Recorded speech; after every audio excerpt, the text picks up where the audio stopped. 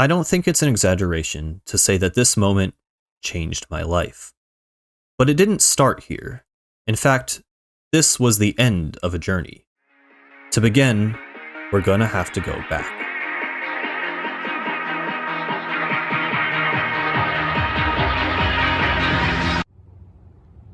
"2015 was an important year for me. Not only was it when I realized I should maybe start listening to music other than Minecraft parodies, but it was also the year that I discovered a game called Splatoon. I can be pretty picky when it comes to the games I like to play, but with Splatoon, it was love at first sight. Despite not knowing about the game until a little after its launch, I jumped in as soon as I could, before even the first ever Splatfest. The series would continue to grow in importance every following year of my life, leading me to new friend groups and online spaces, hobbies and interests, and eventually to making this video. It's been nearly 9 years now, and these games have affected me in more ways than I could ever explain. But after all of it, nothing else is quite like that moment when the statue rose from the sea. How did we get here? Well, it's a bit of a story. Let's talk about it.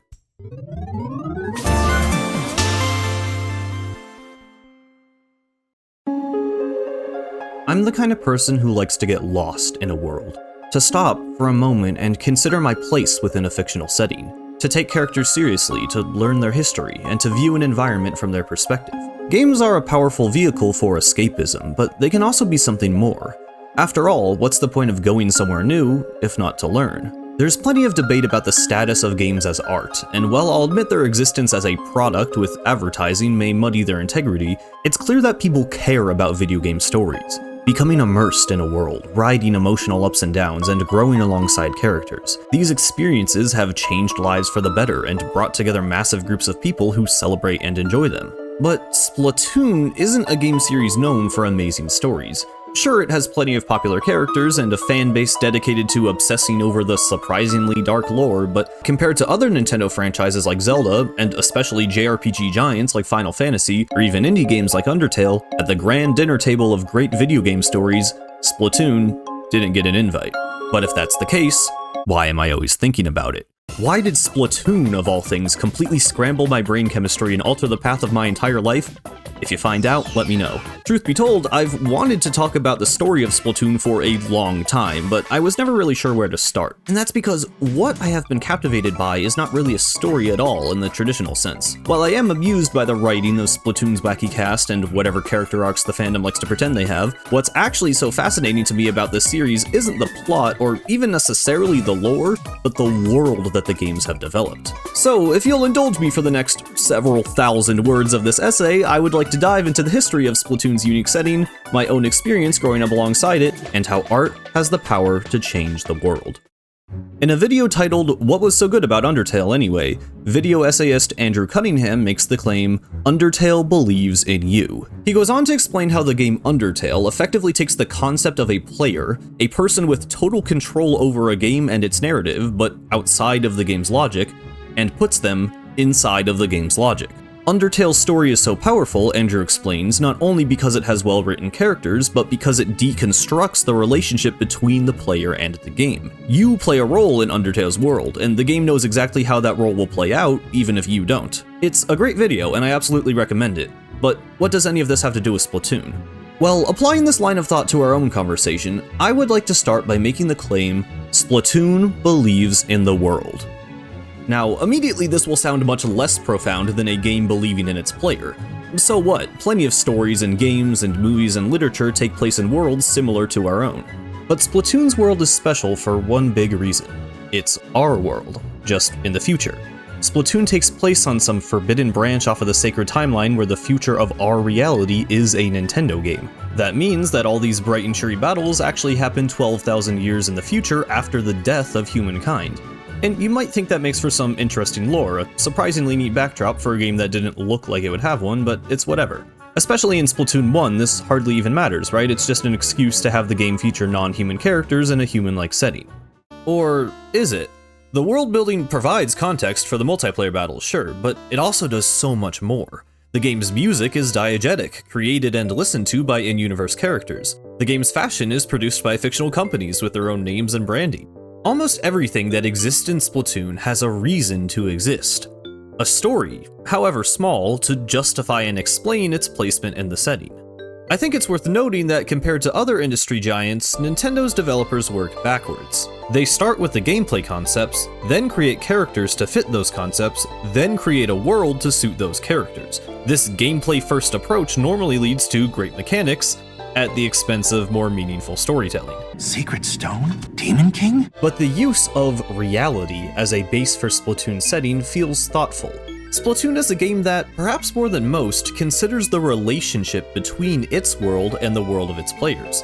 The developers actually considered what a species after humanity would look like. The Inklings borrow from our own culture. They take inspiration from our world's art and science, all while still managing to feel alien. It's made clear that this is a world we once lived in, but don't anymore. I'll admit that the narrative link between Splatoon's fiction and our own world is not nearly as explicit as something like the meta-narrative of Undertale. There, the game considers mechanics and tropes that we would normally take for granted, like the ability to save and load our progress, and questions what that would mean from the perspective of its own universe. Undertale deconstructs the way we interact with games by turning saving and loading into a tangible in-universe ability. Resetting your progress to get a different ending is a part of the game's narrative, and so is every failed attempt to get there.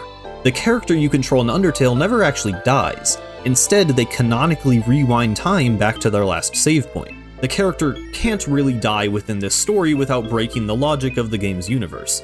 That part of Undertale's story is pretty normal. Most games, understandably, are hesitant to let their protagonist fail. The closest we normally get is a short death cutscene, maybe a funny display of ragdoll physics, and then black screen, reload. But what if we could see beyond that cutscene? How would the story play out without the hero around to do all the work? One game that decides to ask this question is The Legend of Zelda: The Wind Waker. The game takes place in one of the potential futures of Ocarina of Time, where Link disappears after fighting Ganon. In his absence, it took an act of divine intervention to stop the King of Evil. The gods flooded the kingdom with water to prevent Ganondorf's reign. The Link we play as is not even a true descendant of the legendary hero. He's simply a determined child who wants to save his family.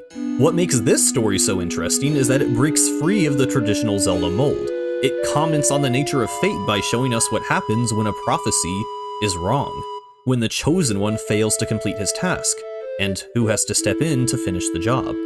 Unlike the other Zelda games where we dutifully follow the word of the divine, The Wind Waker asks us to question the authorities of Hyrule, consider the mistakes of the past, and ultimately discover our own purpose in this world. And all of this happened because a hero failed, a kingdom fell, and its memory was washed away. Like Undertale, Splatoon subverts our expectations about how stories can be told in games. And like The Wind Waker, Splatoon is set ages after a colossal tragedy. Its world is scattered with the remnants of a past civilization, and it contrasts a colorful world of peace with the memory of a dark past. But in Splatoon, it wasn't the kingdom of Hyrule that was lost, it was the planet Earth. This is a world where we failed, all of humanity. We were wiped out, we were forgotten. While it might be a stretch to say that Splatoon deconstructs what a game world is, it certainly treats the relationship between its universe and ours in a very unique way. What I hope to do with this video is demonstrate why the relationship between our world and Splatoon's matters, and explore how the game uses this dynamic to, like Zelda, question the systems we rely on. And I think the best way to start is by taking a look at how Splatoon handles conflict. There are many ways to portray conflict in a video game. Characters can fight for their own survival, they can face inner conflict within themselves, and, of course, they can fight one another. Fighting is a thing that happens a lot in games. It might even be fair to say that most games feature some type of combat between the player and enemies. Stories driven by conflict are an easy way to contextualize this violence into something that feels important and good. The obvious counter to good is evil. In most games, the concept of good is familiar, human, while the idea of evil is abstracted. We don't normally fight people, we fight monsters, or we fight people who have done so many bad things that they're completely irredeemable. Even in games with more grounded depictions of organized violence, there's typically a clear dividing line between the people we're meant to root for and the people we aren't. But in the case of Splatoon, we actually see conflict presented in a way that's more realistic. Now, I know what you're thinking. What in the hell is realistic about shooting ink at a guy until he explodes? And yeah, obviously that's not what I mean. Splatoon's moment-to-moment combat is cartoony, video gamey, and honestly more within the realm of sci-fi than anything else, taking into account the mechanics of respawning. Splatoon's characters run around shooting squirt guns, not AKs, and they wear crop tops, not Kevlar, so what about this relates to real life? Well, looking at the broader picture, Splatoon's stories tend to involve more than just what we see on screen. There are a handful of major players in the ecosystem of Splatoon's world that each come with their own means and motivations. And to really understand this world, we're gonna have to talk about them. The region of Encadia features an ecosystem of intertwined societies, all vying for one thing: power. Be it brute strength, political control, or electrical sustainability. The Inklings are the dominant species. They have towns and cities spanning across the planet, they have agriculture, electricity, transportation, entertainment, the makings of a prosperous life. With little to fear, they live for themselves, playing carefree under the warmth of the sun. The Octarians have less. Forced into exile, they have built their nation from the remains of a lost humanity, leading to new technologies strange and exotic to the outside world. They live lives mostly devoid of sunlight, but have forged something special of their own down in the domes. The Samanids travel the sea. Threatened by the greed of the Inklings, they formed a trade agreement with the Octarians, providing energy in the form of power eggs in exchange for Octo weaponry. A proud people, they are forced to fight to protect what they hold dear, and to do so, they aren't afraid to die. These are the people that make up Splatoon's world. 3 groups with their own needs, desires, resources, and history. But this isn't how the world is presented to the player. At least, not at first. We experience Splatoon only from the Inkling perspective. Not just in the sense that we control one, but also in the way we learn about the world and its inhabitants. This begins before we even start up the game. In advertising, the Inklings are the stars of the show. Everything is about Inkopolis. Sports, fashion, celebrities, cultural events. We, the player, are told that the Octarians are an evil menace that need to be destroyed. The Samanids were first revealed through an in-universe Grizzco advertisement that portrayed their slaughter as nothing more than a job opportunity. In the game itself, this is much the same. Inkopolis appears as a teenage Inkling paradise where everything is about you. Get money, buy clothes, battle for sport to prove that you're the best. And of course it's like this, because doing those things is fun. Splatoon is a game, and the Inklings are the main characters. This entire world quite literally revolved around them from its conception. It's an Inkling world, everyone else is just living in it. But what would happen if we could peel off this squid-shaped lens and see a less biased view of Splatoon's world? Luckily for us, there's one place we can. See, the Inklings do have one thing to worry about. The city's 100-year-old great zapfish, their main source of energy, has gone missing. No one knows what happened to it, except for this guy here. Despite the game actually telling us to ignore him, we're able to follow Captain Cuttlefish down this manhole. Doing so, we find ourselves far from Inkopolis city limits in the realm of the Octarians. And it's here that we learn the history that links our own world to that of Splatoon. We learn about the death of humanity. We learn about the evolution of Inkling culture, about the land once shared by all sentient sea life, and about the great turf war that divided them. If you're watching this video, you're probably familiar with this story by now. But something you may not have considered, and what I find so fascinating about Octo Valley and the Sunken Scrolls, is that we learn how these characters learn. The scrolls aren't just some omniscient lore dump, they're a series of in-universe documents from both Inkling and Octarian civilization. Notably, the Inkling texts are sensational, dramatic, eye-catching. They advertise music and clothes with catchy slogans, they exaggerate historical events, and they celebrate Inkling culture. The Octarian documents are different. We see blueprints, news reports, maps. They're functional, educational. From the scrolls, we can deduce that these groups act differently, live differently, think differently. And this difference is something they're both keenly aware of. Years of separation between the groups, with little to no communication, has led to fear. Fear of the strange and unknown. The alien. The scrolls written by the Inklings and Octarians about the other group are particularly revealing. They paint the other side as dangerous, primitive, aggressive. These reports on biology and behaviors clearly, for lack of a more cephalopod-appropriate term, dehumanize the opposing group. These documents are propaganda. This is the first hint that we shouldn't be taking everything at face value. Just because the captain tells us the Octarians are evil, doesn't mean they actually are. Eventually, the Sunken Scrolls effectively recontextualize everything we thought we knew about our mission in Octo Valley. This whole time we were being told about the evil Octarian menace who invaded the city and stole our Zapfish. The Octarians were learning about the evil Squidbeak Splatoon who invaded the valley, fought their army, and stole their Zapfish. We, the player, have been placed on one side of a two-sided conflict. We, as someone looking through the eyes of an Inkling, have been taught to fear and hate the enemy, who is mindless, aggressive, and evil. We're the good guys, they're the bad guys. But the scrolls tell a different story. Turns out, the Octarians stole the Great Zapfish not to spite the Inklings or spark a violent conflict, but because they are suffering. After a century of underground exile, they have found their way of life unsustainable. Threat of an energy crisis looms over them and weighs upon the shoulders of their king. They used to walk alongside the Inklings, sharing culture and technology, until dwindling resources led to tension and eventually war. Fighting with more wit and determination than the Inklings, the Octarians nearly won. But a single mistake cost them everything. Now they toil in darkness, with only one hope: that their king might one day rebuild their forces and take back the fight to the Inklings, becoming the hero of his people. To take things further, this broader perspective shines new light on the Inklings. After all, the Octarians have been suffering at their hands for over 100 years, and most of the Inklings don't even care. They're barely aware the Octarians are still around, most don't even know what they look like. The Inklings, despite their prosperity, their collective wealth and resources, their influence, live only for themselves, and everyone else is an afterthought. It's true that the Octarians stole the Great Zapfish, but to be fair, the Inklings have shown little interest in diplomacy, and even in its absence, the city's energy seems to be doing fine, presumably thanks to its supply of power eggs, a resource the Inklings stole from the Samanids. Speaking of the Samanids, despite being perceived by the Inklings as a legitimate threat, they are only dealt with by those working for pay to, once again, sustain their own hedonistic lifestyles.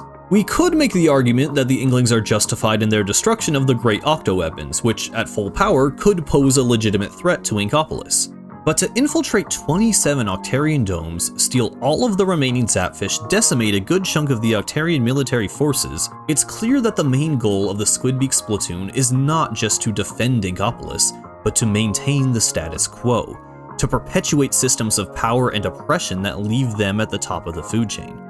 So, are the Inklings the bad guys? Well, it's not that simple. The Inkling teens we see in Inkopolis don't seem to be aware of the Octarians' plight, or really the Octarians at all. Remember, they all learned about the Great Turf War as a historical event, a war that was won due to superior Inkling biology, a war that led to the creation of their home, of this city. From their perspective, this was the best possible outcome, and it's all they've ever known. Information about the Octarians and about the state of the world has been suppressed. Key details about the Octarians have been exaggerated, their history and culture obscured. They have been made into a monster, a legend, nothing more than a bedtime story. During the war, the Octarians were the enemy, but as the Inkling world returned to normalcy, this view did not change. The Octarians disappeared from everyday life, save for stories of their violent battles and eventual destruction. The Inklings maintained this belief, this fear of the enemy, and, intentionally or not, imparted it to the following generations.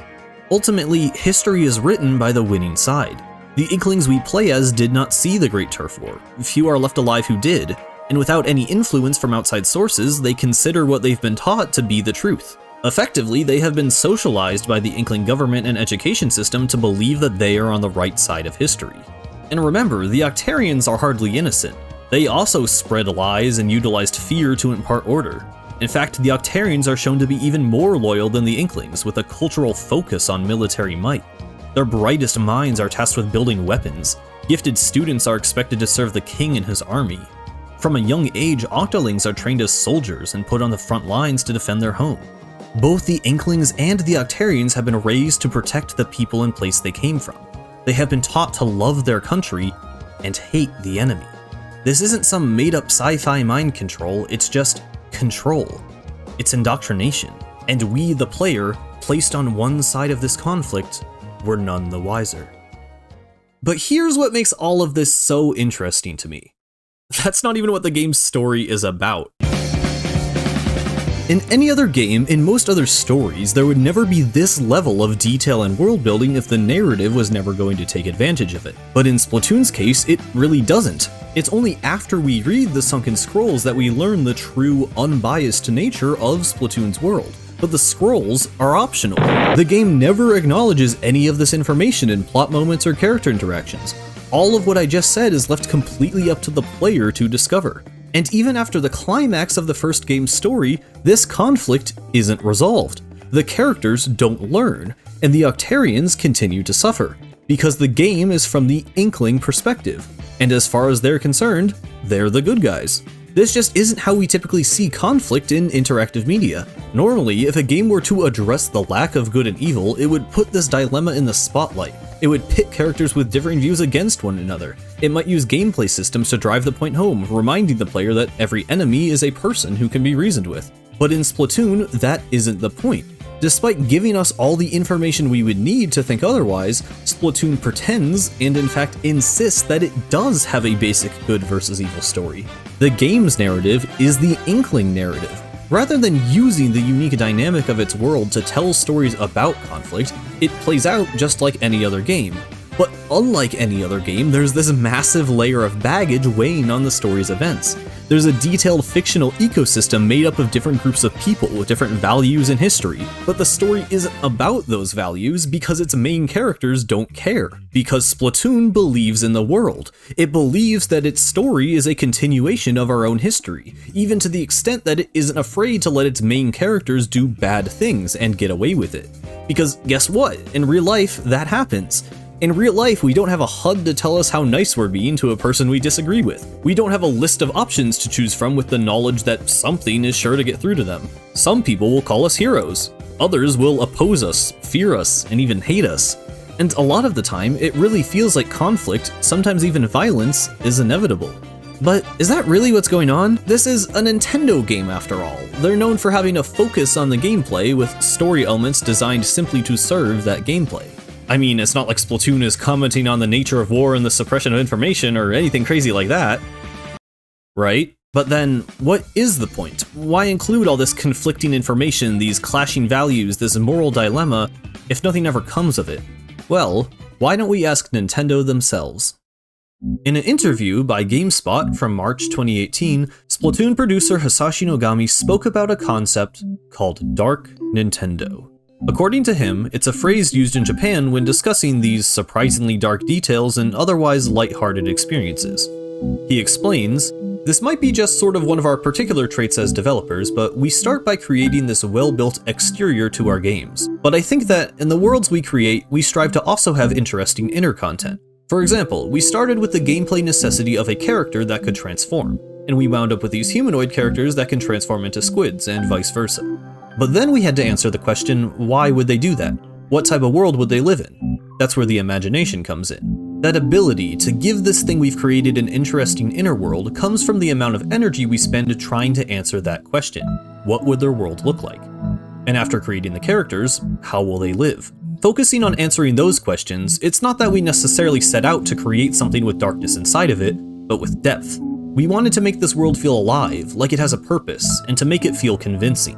Just like real life, you don't live every single day with the same attitude. You're not smiling and laughing every day of your life. In the same sort of way, we give that feeling to our world.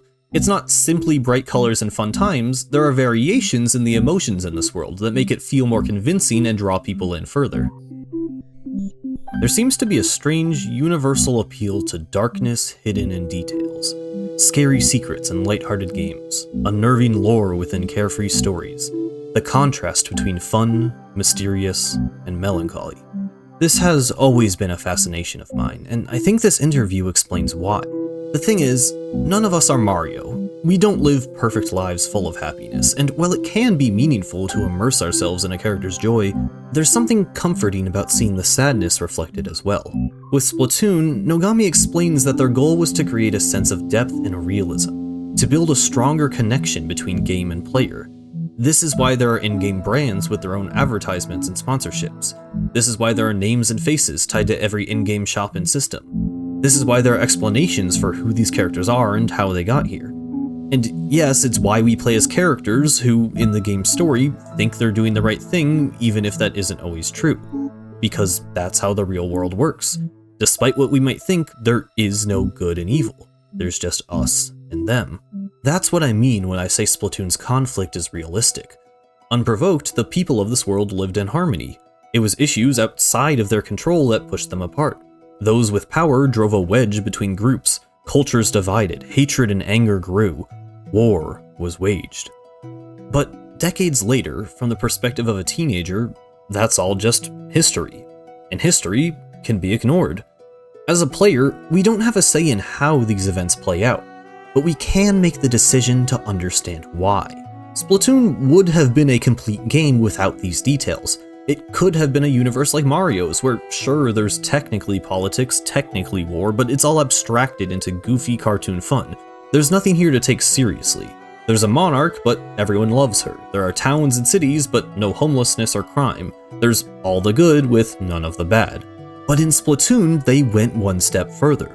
From our perspective, the discrepancies between our world and Splatoon's are explained by a jump from reality to fiction. On the surface, Turf War looks like a watered-down version of real-life combat. Squirt guns and crop tops, not AKs and Kevlar. All the good, all the fun, none of the bad. But that's the trick, because in actuality, Turf War was canonically inspired by real war within the world of the game. Splatoon suggests to us that it is not fiction, but a window into our own distant future. By the game's logic, these changes are not fictitious abstractions, but rather something that just happened over time. To achieve this illusion, Splatoon invents and then abstracts its own concepts. It writes and then obscures its own information. It chooses to include darker elements in its world, but it also includes obstructions that make that darkness hard to find, and centers around characters who can't see over the walls it builds. The perspective we are given of Splatoon's world is an unreliable one, but the game doesn't just pretend that the Inklings are the good guys, it pretends that its world is restrained only to what we see on the screen. It takes the concept of the abstraction of war from a brutal reality to a competitive sport to a cartoony video game and builds that into the canon of a cartoony video game. Splatoon is aware of the history that inspired it. It knows that it is a product of events so much bigger than any game, and it proves this awareness through its lore. It uses the nature of its misinformed world to lie to us, make victims out of us, while at the same time making us realize that we aren't playing the hero. Its world is one that, much like our own, is not explained to us plainly.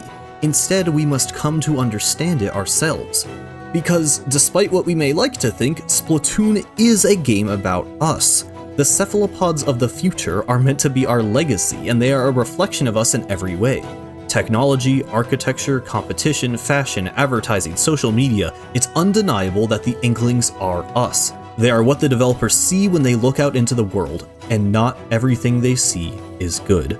Splatoon makes the bold decision to include it all, the good and the bad. For every instance of fun, there's also a representation of pain. For as much life as there is in this world, there is still death. Splatoon is a game full of celebration, but it does not shy away from the notion of war.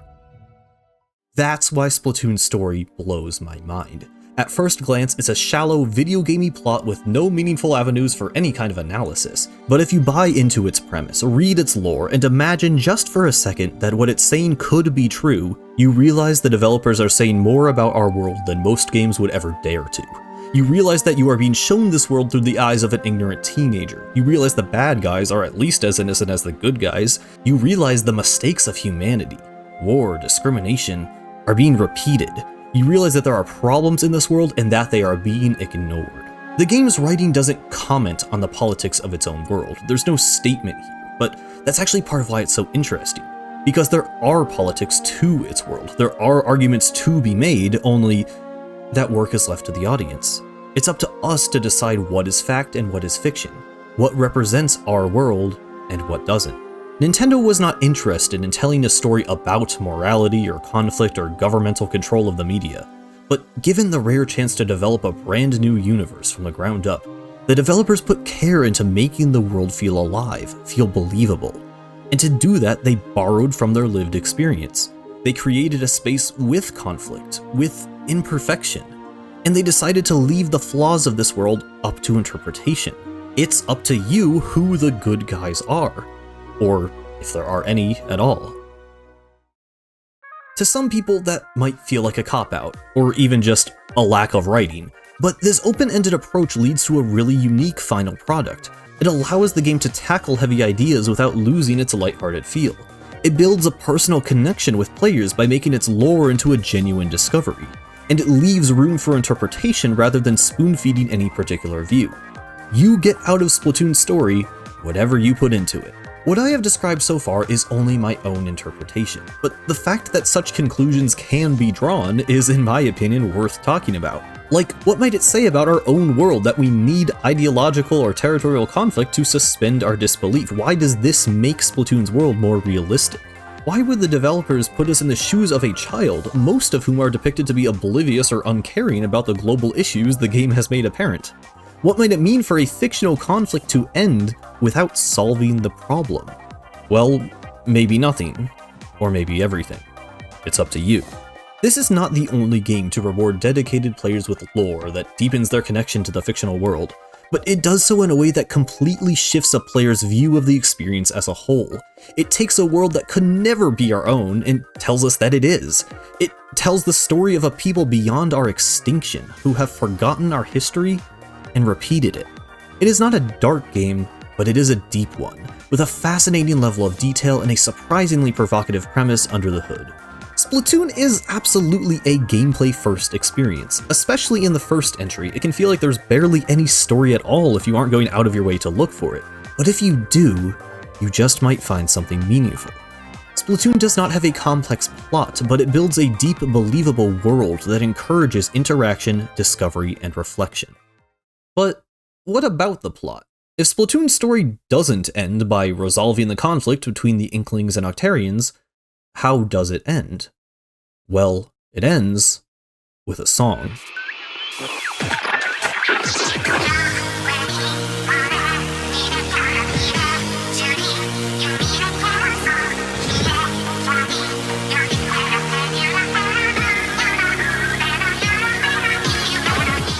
Yeah, that's right. This fated battle against the Octarian King, backed by a century of hatred, becomes a concert. It feels silly, and of course it is, but it's also somehow empowering. As a player, we have made it to the final stretch of the fight, the end of our journey. Our skills are being tested, but time and time again we push and shove the Octobot King out of our way. Further and further down the path we go until at last it is DJ Octavio's final stand. With the beat of the Calamari incantation guiding our every step, we turn the tide of battle in our favor. And strangely, even Octavio himself cannot help but dance. Despite what's at stake for both parties involved, despite the century-long tension between them, this feels like a celebration. A grand reunion of the Inkling and Octarian people. A cultural exchange. Once again, given the context, it's silly, it's fun, but it's also meaningful. It's a moment of connection between two groups who have shunned each other for decades. They may be fighting, but they're finally fighting for something, finally addressing the issues that divided them. And in a way, this relationship they share, though soured, is being recognized. In this moment, we don't feel the weight of the Octarian plight. We don't think about the consequences of winning. We hear the music, and we fight on. Together. Of course, there are consequences. The Great Zapfish returns to Angopolis Tower. The Octarians, once again, face an energy crisis. And the Inklings go back home as heroes. But unbeknownst to everyone, this was not a return to the status quo. Because this moment, this connection felt between warring peoples, would spark a change. A change that would not be felt for 3 whole years.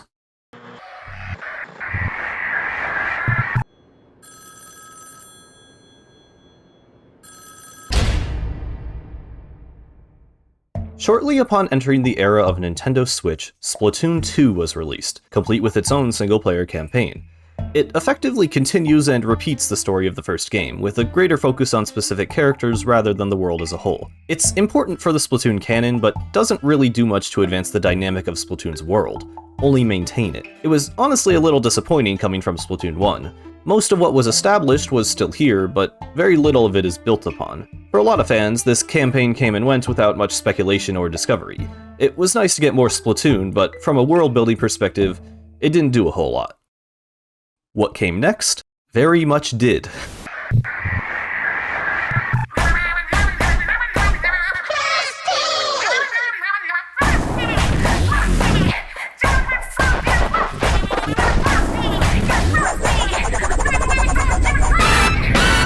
In March of 2018, Nintendo announced a second story mode for Splatoon 2, and in this story, we would play as an Octoling. Now, playable Octolings were a long-time request from players of the first game. People really fell in love with their designs in the Octarian world described in the Sunken Scrolls. But to be honest, it's still kinda crazy to me that it actually happened. You know what an Octoling was before this announcement? That was an Octoling. It was a level mechanic, an enemy, not unlike a Bokoblin or a Goomba, something to be regarded as an obstacle in the player's path and not much more. For the game to all of a sudden say no, an Octoling is a sentient person with their own hopes and dreams and relationships and history was kind of revolutionary. What was once the enemy was now the hero. A character that was once one of them was now one of us. It was, finally, a new perspective. For the first time, the game would not be clouded by an inkling worldview. We could not only glimpse outside the squid-shaped bubble, grasping at whatever unbiased information we could find, but actually experience the world of the game from the eyes of an outsider, an Octoling. And not just any Octoling, but Agent 8. Hisashi Nogami deemed 2018 the year of the Octoling, and the celebration of the number 8 was about to be seen everywhere. Splatoon 2 Octo Expansion is 8 syllables long. It was announced on March 8th, 2018. It's a game about an Octoling who has 8 appendages like an octopus. The game features 8 major characters and involves using a device called a CQ-80 to travel through a subway system with 80 stations named after 80s pop culture. Play through 80 levels, which reward you with 80 memcakes and 80 poems with 8 syllable lines until you make it through the 8 phases of the escape sequence and overpower the final boss by 888.8%. But the most important use of the number 8 by far is the name of the player character. 8 introduced a shift in the presentation of Splatoon's world. For that and many other reasons, it's worth talking about who they are.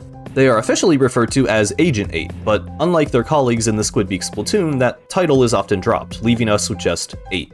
In Japanese, Hachi is actually a given name in addition to the number, and even in English it clearly begins to feel more like a friendly nickname rather than a formal label. This alone is a deviation from how Splatoon told its stories up to this point, and was the first sign that 8 was going to be an actual character, not just a blank slate. And yeah, I know the other agents technically have some canon personality traits, but these are only ever explored in external materials like official art and the Splatoon base site, and frankly don't matter for the stories of their actual games. But 8 was different, and it's easy to see why. After all, 8 was, from the perspective of the Inklings and the player, in both a political and video game sense, an enemy, a soldier in the Octarian army. In direct opposition to us, they obeyed their leaders and followed instructions, no matter the consequences.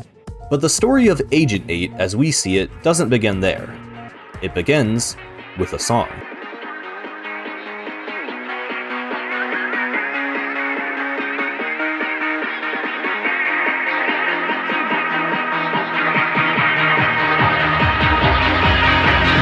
Right where Splatoon 1's story left off, with the sound of the Calamari incantation. The very thing that linked the divided people of Encadia is our own conduit as a player transitioning from Inkling to Octoling. As it turns out, this song just might be the most important element of Splatoon's story, a piece of in-game culture that, according to the developers, is such a powerful source of inspiration that it literally physiologically alters the very being of those who hear it. It is said that the incantation is responsible for giving Agent 3 the physical strength to push on in the final stretch of the fight against Octavio. And in Octo Expansion, we learn that it simultaneously reached the minds and souls of Octarians spectating the battle.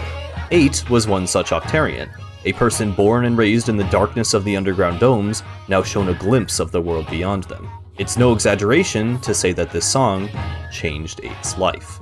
Immediately, they realized that things could never be the same again. Not without hesitation, but nevertheless fueled with a newfound determination, 8 abandoned the place they had called home. Deserting the army with only the echoing call of the Squid Sisters' song to guide them, they made their way toward the surface. However, unlike more fortunate Octarians, who eventually made their way to the city of Ankopolis, 8's efforts to reach this promised land would not prove easy. In a chance encounter with the very Inkling who struck down their king, 8 found themselves in a battle with Agent 3, the player character from the first game. And, just like he had done so many times before, the captain of the Squidbeak Splatoon, ordered his protege to attack. But this battle didn't end how the captain, or Agent 3, or 8 would have expected. Something intervened, and before any of them were quite sure what was going on, they found themselves falling. Far, far down below, deeper than the Squidbeak Splatoon ever dared venture, deeper even than the collapsing domes 8 had just left behind. Until... Awakening in an abandoned subway station, 8 slowly became aware of their surroundings. Attempting to hear their own thoughts over the sound of the captain's yapping, they soon realized they were lost, unarmed, and they couldn't remember who they were. Alone and with no other options, 8 and the captain formed a temporary truce, one between an Inkling and an Octarian, the likes of which had not been seen in over 100 years. Together, they began to explore the deep-sea metro. Now, a silent amnesiac protagonist is normally not one we expect to get much depth. In fact, this trope almost always serves as an excuse to provide basic exposition to the player while logically informing an in-universe character at the same time. But 8 does not remain an amnesiac, nor are they merely a blank slate.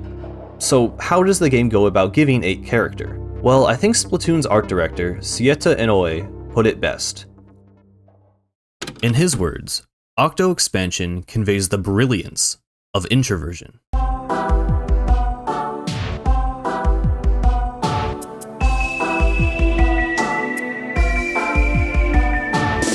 The deep-sea metro is made to contrast the lively world of the surface. Gone are the cheery kids and snarky shopkeepers, replaced by adults on their way to work.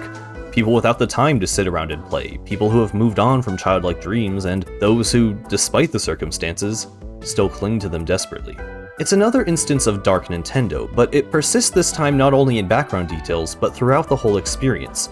This is an entire side of the Splatoon world that is not necessarily dark and depressing, but not completely cheerful either. It's melancholy. It mimics the feeling of spending time alone, listening to music, fiddling with personal belongings, and thinking about the past. It's blatantly meant to feel nostalgic, as seen by level decorations that take the appearance of common childhood objects, even game consoles and cartridges. The music is relaxed and repetitive. Rather than being a catchy tune to hum along to, it's just a melody in the back of your head, keeping you moving through the day. 8 is the perfect character for such an environment. As we soon find out, they have a very active imagination. They think deeply to themselves about the world and the people around them. Since hearing the incantation, they have clung to their dreams of the Promised Land, flipping ceaselessly through newspapers and magazines that paint their mind with visions of the surface. Even the melody playing in the subway car is said to be audible only in 8's head.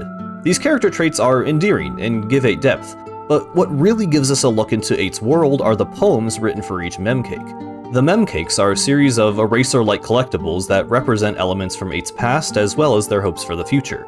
They tell us explicitly what 8 loves, what they admire, but also what they fear and what they hate, their hopes, their inspirations, and their regrets. Reading the memcake poems feels like flipping through someone's sketchbook.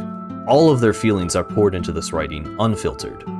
Discovering 8's place in the world, their history as an Octarian, their determination to push on, it feels almost grim, but still optimistic. It's deeply personal, but also relatable. This isn't a story about a giant electric eel or a group of legendary heroes, or even about the Octarian people.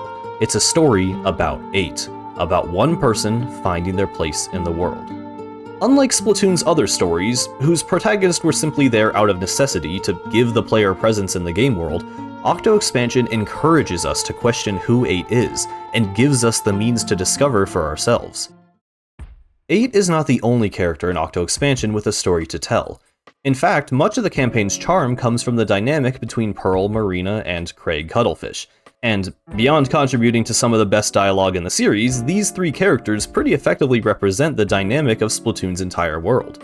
An Inkling, an Octoling, and a man from a past generation. Pearl grew up in a mansion. She has always known comfort and convenience, but she still had to put in the work for her fame. Bored easily, she isn't afraid to cause a bit of chaos. Marina was raised building weapons for the army. She broke free of the bindings of Octarian society, but hasn't fully abandoned the values she was taught about diligence and order.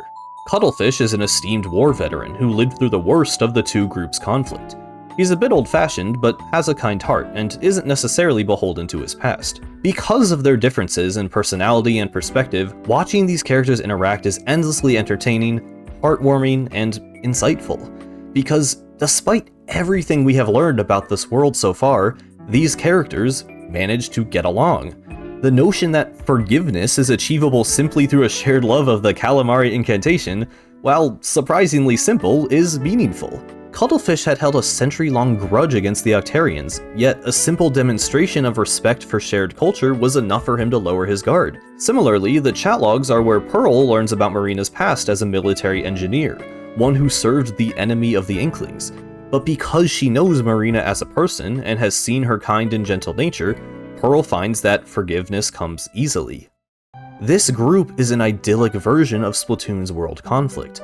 Once these issues, these clashes born from differences in perspective, are viewed on a personal, intimate level, they appear silly, pointless. It's only when they're extrapolated to a grander scale, twisted by ill intention, and abstracted beyond their true origin that they lead to violence and hate. But here, in this place of reflection, beyond the view of the world, we see a conversation not between enemies, but between people, who quickly become friends.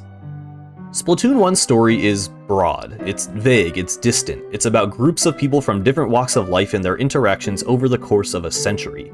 Octo Expansion is personal, it's intimate, it explores how worldwide interactions shape individuals, what it's like to be on the winning and losing side, what it means to change who you are. While dark and mysterious, there's this kind of serene coziness to Octo Expansion. It's a game that feels very reflective on its world, on its characters, and on its gameplay. And in this space, separate from the rest of Splatoon's world, among all of these strange characters, it asks you to reflect on yourself.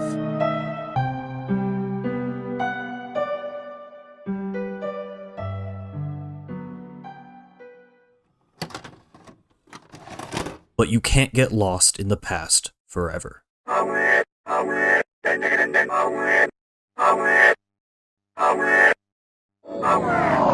Upon their arrival in the Deep-Sea Metro, 8 was met not only by Cuttlefish, Pearl, Marina, and the denizens of the deep, but also something else.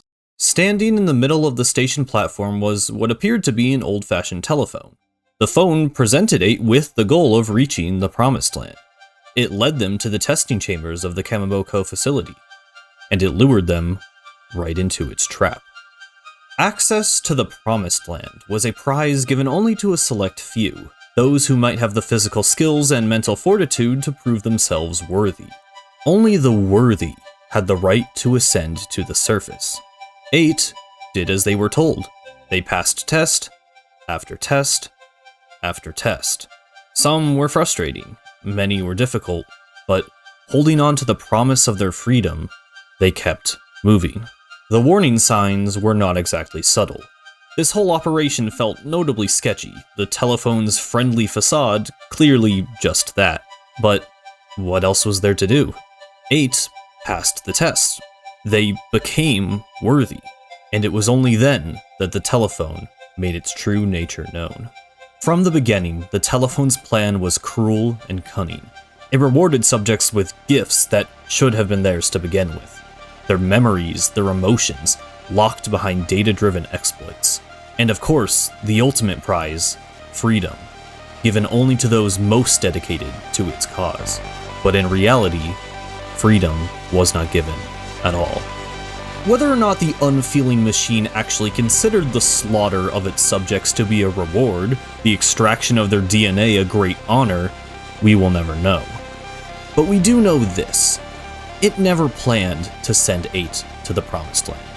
Were 8 to pass enough tests and clear the trials before them, the telephone would not save them, but kill them.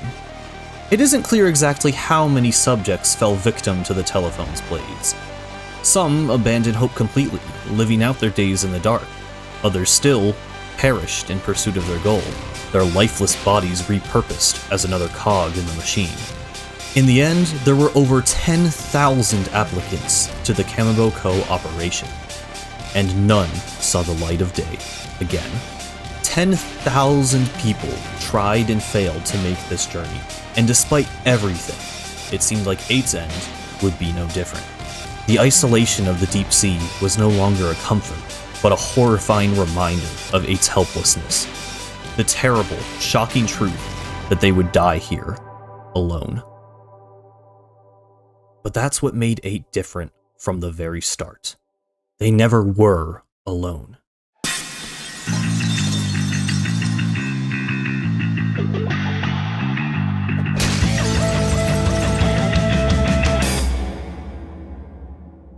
The very person who once stood as the ultimate obstacle between 8 and the life they dreamed of was now the only reason they were alive at all.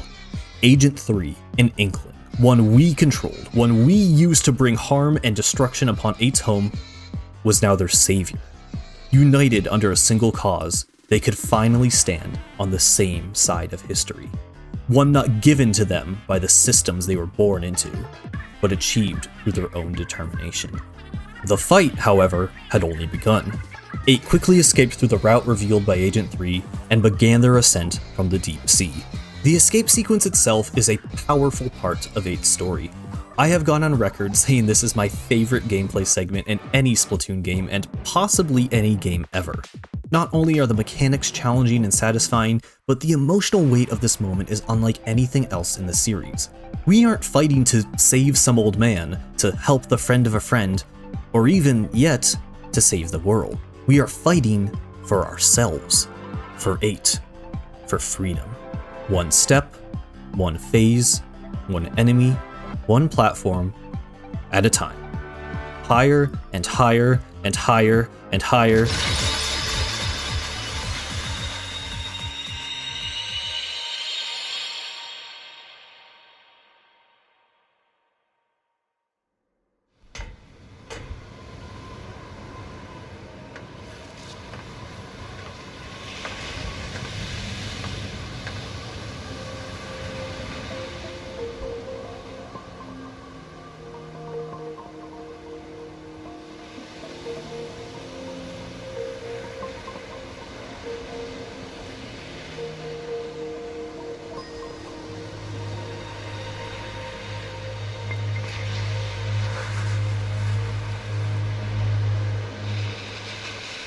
Finally, it was over.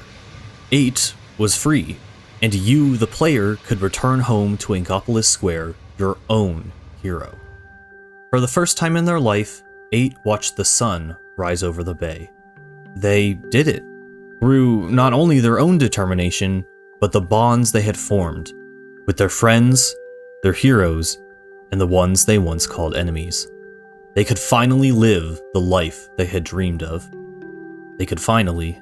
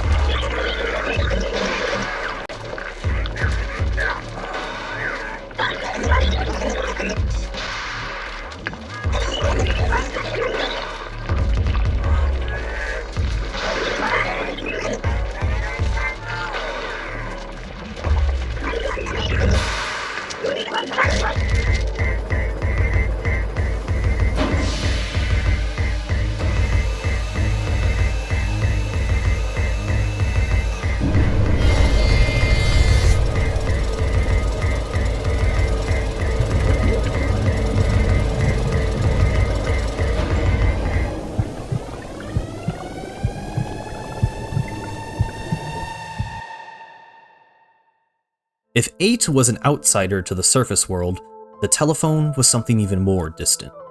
A silent observer, waiting, watching, biding its time.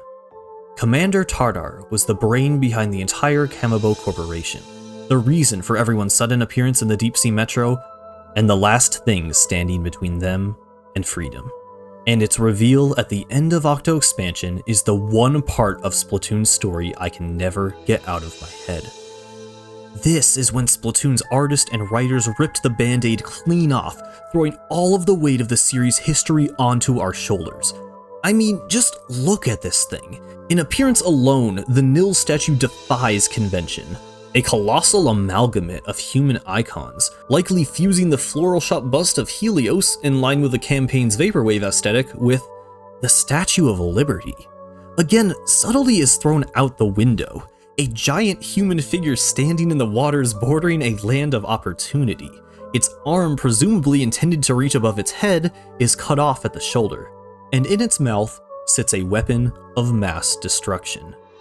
For such a thing to be created by Nintendo specifically, who always puts function over form, whose levels are typically made of blocky polygonal structures, platforms floating in a void, this is unbelievable. This made undeniable the fact that Splatoon's world was indeed our own planet Earth, not some cartoonish abstraction.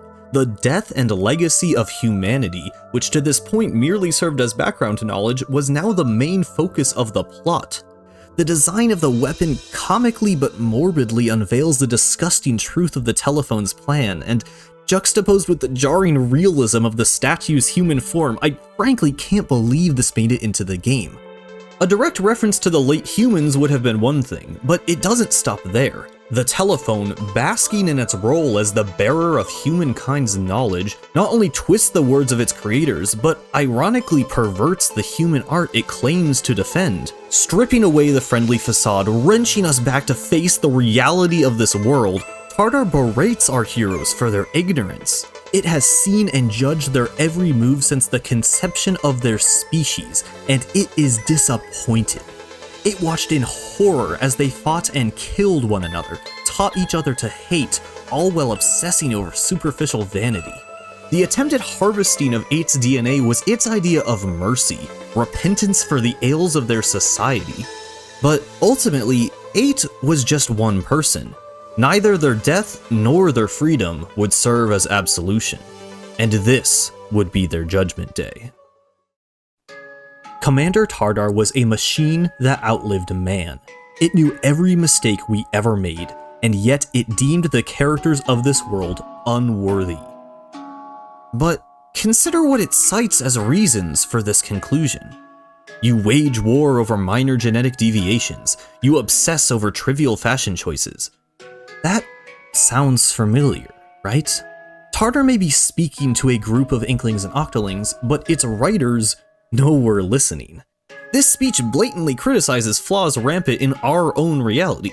It directly calls out our superficiality and fear of the unknown, our illogical hatred of people different than us, and our failure to collaborate toward progress before we are consumed by our own mistakes. The connection between worlds never felt more important and deliberate. This time, they weren't leaving it up to us to interpret. Tartar bridges the gap between our world and Splatoon's. It sees the darkness that exists within Encadia because just like the developers and just like the player, it holds the perspective not of an Inkling, but humanity. Tartar is the embodiment of Dark Nintendo, his plan the ramification of including all those unpleasant details. It is a character who represents the consequences of pain and suffering, a character who defies the carefree video gaming nature of this universe. It refuses to abstract the difficult topics of war and discrimination. It refuses to play a lighthearted cartoon villain role. This threat is so much bigger than just 8. It's bigger than the Octarians, it's bigger than the Inklings. Because of Tartar, we return to a worldwide scope, similar to the stories of Octo Valley and Canyon. But this time, it's different. We aren't told this story through the lens of a biased group. We know, because of 8, Cuttlefish, Pearl, and Marina, that every single person in this world has the capacity to change, to love, to grow. And now, all of those lives, all of those people, were at risk of being destroyed. It was simply a moment I never thought would come. Until this point, the surprisingly dark lore of Splatoon was nothing more than that. It was just the developers having fun, something to add a bit of depth to what was otherwise a standard shallow plot. But suddenly, all this history had a purpose. Octo Expansion makes the argument Splatoon 1 never dared to. This monologue is politically charged, it is explicit in its meaning. Unlike the vague lore of the first game, there isn't really any other interpretation. Or is there? As it turns out, Tartar's dialogue is actually pretty different in the original Japanese version of the game. A video by Rassicus explains how these differences potentially alter Tartar's motivations. In that version of the script, Tartar states clearly both its reverence for its human creators and its hatred toward the cephalopods. Its goal is to incite a rebirth of humanity, the species it believed to be worthy to walk the earth. In English, it almost seems like Tartar resents the humans and the Inklings equally. The ails it describes apply to humans just as much as they apply to the cephalopods, and its goal is instead to create a perfect life form, potentially something beyond even the humans it hails from. In their video, Rassicus argued that Tartar appears oddly hypocritical in the English version, as it's obvious to the player as a human that the features of Inkling society condemned by Tartar are the very same behaviors we see in humans in real life. That is a fair point, and I understand why some people might not like how far the localization team went off script. However, I personally really like the English version of this speech, and I would actually argue that both interpretations of his character make sense. It's true that recreational turf wars and widespread hedonism are more characteristic of the Inklings than humans, but ultimately, we are more similar to them than we are different. What Tartar hates in the Inklings and Octolings, it would logically hate in us too. No matter what translation of the game we're playing, Tartar is a character defined by hypocrisy. After all, his very purpose was to pass on human knowledge to a society similar to our own. The Inklings are flawed, they do make mistakes, but they are exactly who Tartar was designed to help.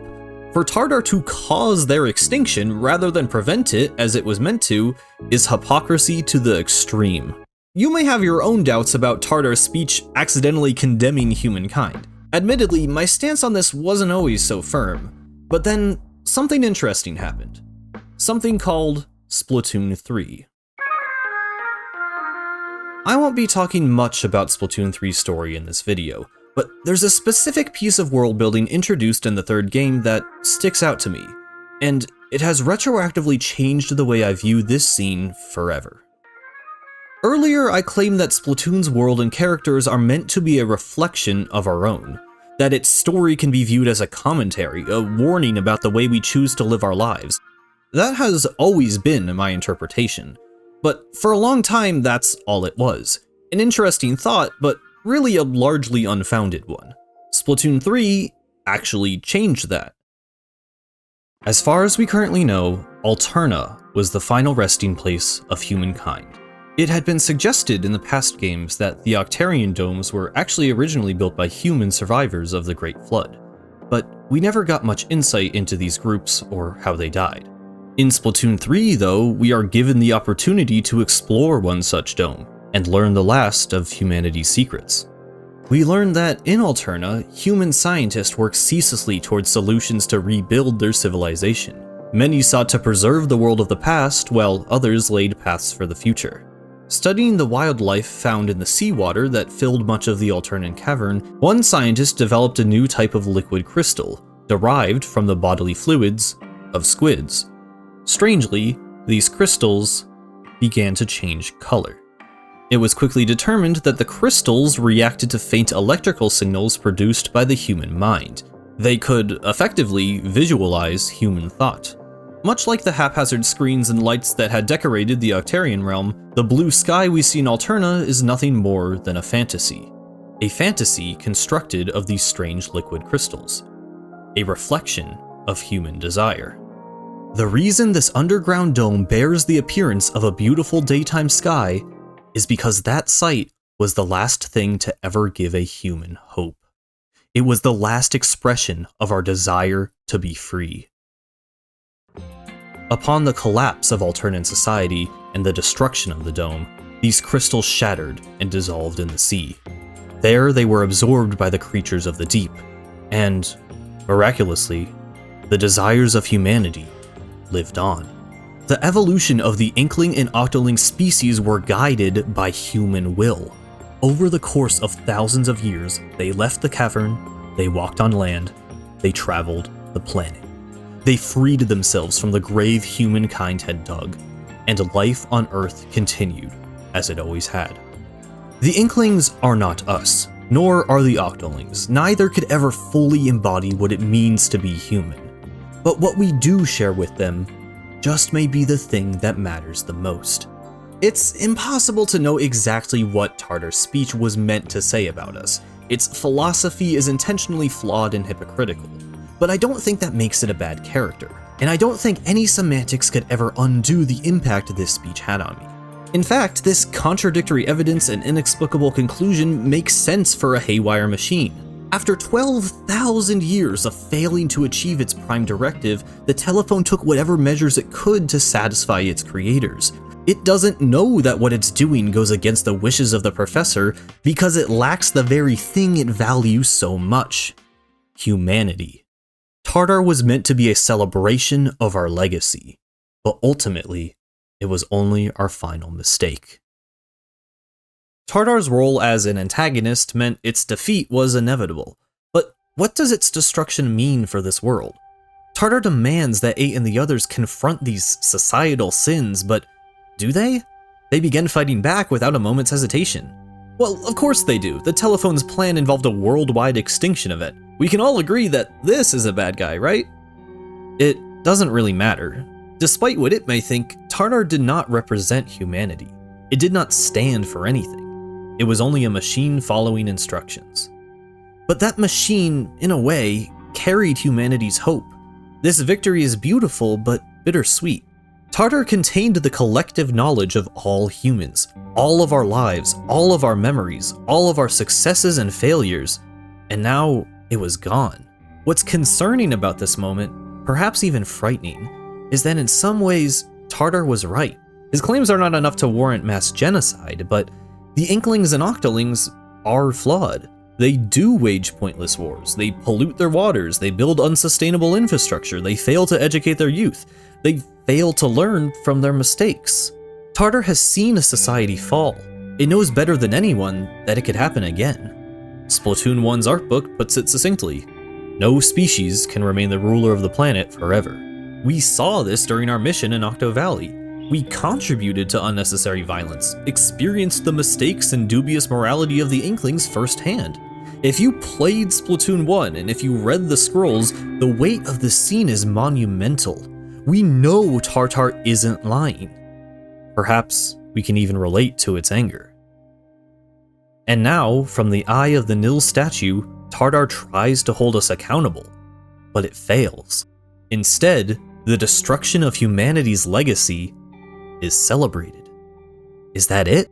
The Inklings move on? They continue to fight and live for themselves? They ignore the warning signs of a self-destructive society? They fail to learn from the mistakes of the past until there is nothing left? Does Splatoon carry a message of nihilism? That no matter what we do, we are always doomed to repeat the sins of our ancestors until we destroy ourselves, time and time again for all eternity? Of course not. 8's story is not one of hopelessness. It never was. It's about finding light within the darkness, taking a chance, and discovering yourself in the process. And 8 did not get here alone. They're here, at the end of it all, because they heard a song. It was a song that guided them out of their sheltered life in the domes. It was a song that drew them toward the surface, and even when they were sent back down further than where they started, they listened for that heavenly melody, and they climbed back up.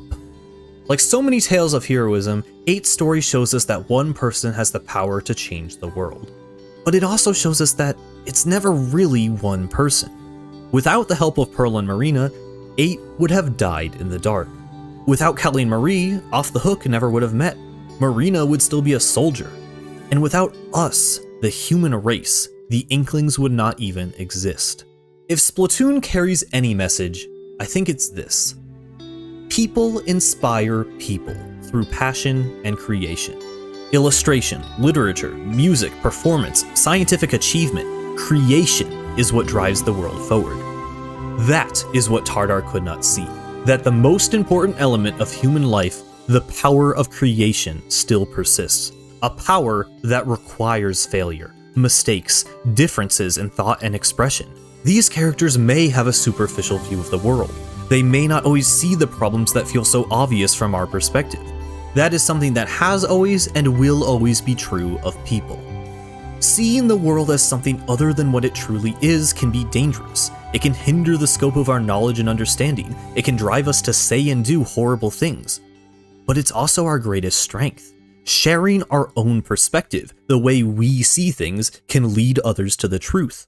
And if not that, at least a better understanding of who we are. It was this ability to see the world differently that drove the Inklings and Octolings apart, and it was also what brought them back together.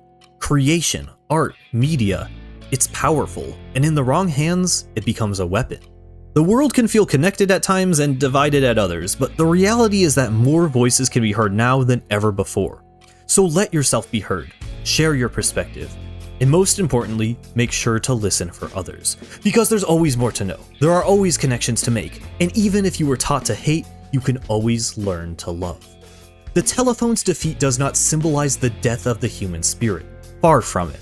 In this moment, it's freedom that wins over tyranny, it's individualism that wins over conformity, it's love that wins over hate. The people of this world are flawed. They don't always do the right thing. Sometimes they hurt one another. Sometimes it feels like it's too late to change for the better. And sometimes it doesn't even feel like they're trying. But when it comes down to it, at the end of the world, it is their support of one another that pulls them through. It is their shared love of music and art that literally, physiologically alters them into better, stronger people. And I think this is why 8's journey of defiance and self-discovery hit me so hard. Because the Splatoon series is to me what the incantation was to 8. It exposed me to a world that was previously unseen, inspired me to create in ways I never had before. It gave me a new perspective. And I don't think that was an accident. Nintendo understands better than anyone the power of games. We lose ourselves in virtual worlds, dream that we are climbing mountains, slaying demons, saving kingdoms, when in reality, we haven't left our couch for 7 hours. But it is in this fiction that we grow our minds, open our hearts to new possibilities, and learn through the experiences and creations of others. In this moment, despite the destruction of our memory, our will, our joy, and our love of creation does not die. Instead, a chorus of unaltered human voices sound as the characters celebrate the beginning of a new era. Splatoon is not a series known for deep storytelling. The plot of each game contains a skeleton of a hero's journey at best, and pretty much everything that matters happens at the very beginning and end. But the world these stories take place in is detailed, nuanced, and one that naturally guides us to complex questions and revelations. It asks us to consider our view of the world and our own place in it. It's art that celebrates art, and asks us to join in. And yes, playing this for the first time as an impressionable high schooler, and now looking back as an equally confused college senior, this moment continues to blow my mind. In a world full of fear-mongering, of division, of hatred, this game shines like a diamond in the rough. Splatoon insists that we should not fear people different than us, but be inspired by them. And in a community this diverse and creative, such a message rings loud and clear. It's a game that tells us the world isn't always perfect. It's not always obvious what the right thing is. It can be hard to tell the good guys from the bad guys. But there is always room for life to get better. As long as creation can inspire and build connections between us, we will not die. Splatoon believes in the world. It respects and represents the history of humanity. It believes that our world is filled with pain and suffering, but also love and joy. And even in a time beyond our extinction, Splatoon believes that our passion and love of creativity will persist. It believes the power to change the world lies within each and every one of us. It believes that despite everything that has ever happened or ever will happen, our mark on this world will not be forgotten. In this moment, Splatoon declares that you are the human legacy. You passed every test. You climbed to the surface. You saved the world. And now, standing at the helm of the future, it asks, what will you do next?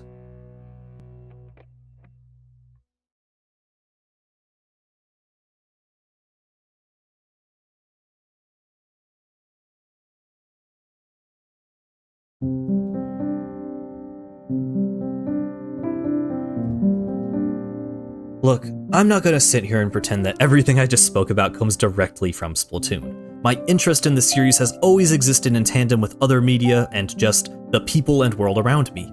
It's very difficult to say how much of these revelations can truly be attributed to Splatoon. I know objectively these games are not the pinnacle of storytelling, or character writing, or animation, but this world means more to me than any other setting in fiction. It's a place that has expanded in scope and detail alongside my own perception of reality. As I have grown over the past 8 years, so too has the breadth of this story, and as I search for the person I want to be, these characters do as well. I can't say this series will do for everyone else what it has done for me. Millions of people have played this game, plenty of them not affected by it at all. But for me, Splatoon was the first game to make me ask if I was doing the right thing. It was the first game I played where the good guys told me lies. And it was the first time I realized that my life could be changed by something as simple as a song.